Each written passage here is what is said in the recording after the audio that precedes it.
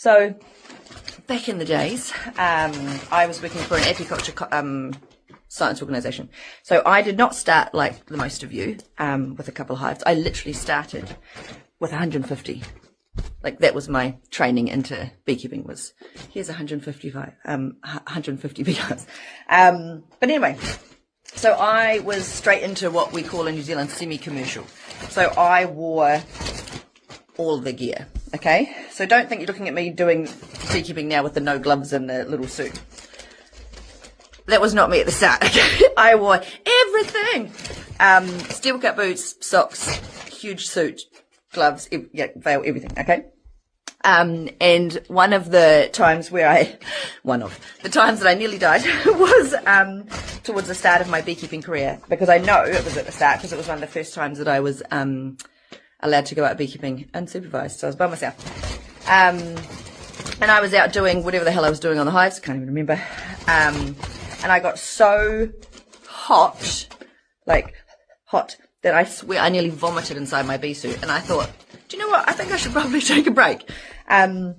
So I took a small little break and I took off my gloves and I put my hands into the trough. So I was on a farm, into the trough that was next to me. So any farmers out there who are going, trough water, please know that this trough was broken and the water was overrunning. And so it was actually nice, clear, clean water. And so anyway, took my gloves off, put my hands in there, splashed water on my face. I was like, okay, I'll continue on.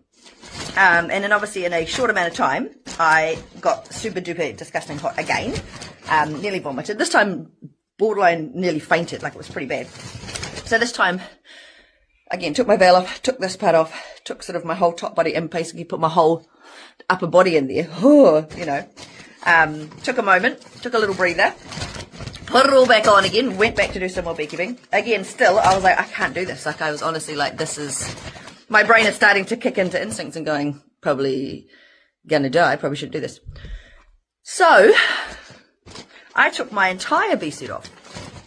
Also took my clothing off. So I was down to my underwear. I'm at work, by the way, at the back of a farm on a science organisation property. Took my clothes off, sat in said trough in my underwear to cool off, because I honestly was that bad. And I was like, that's all right, no one will know, no one will see me.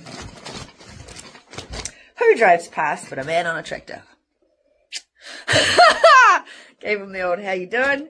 Luckily he kept driving, didn't stop to have a chat. But that is, yes, how I learnt that heat stroke or heat exhaustion is a major thing. I also learned even more when later on that same year my work sent me to a proper first aid course where I learnt all about hypothermia and hypothermia and heat stroke and all those things. And I remember listening to all of the symptoms, and I was like, oh, cool. Could have nearly died. That's exciting. And the funny thing is, I know it was bad, but I didn't even register. Like, I didn't even put down like a health and safety report for that. So, not bad. But anyway, there's a story of how Sarah nearly died. It's not a story of how to stop overheating. It's more of a don't do what I did.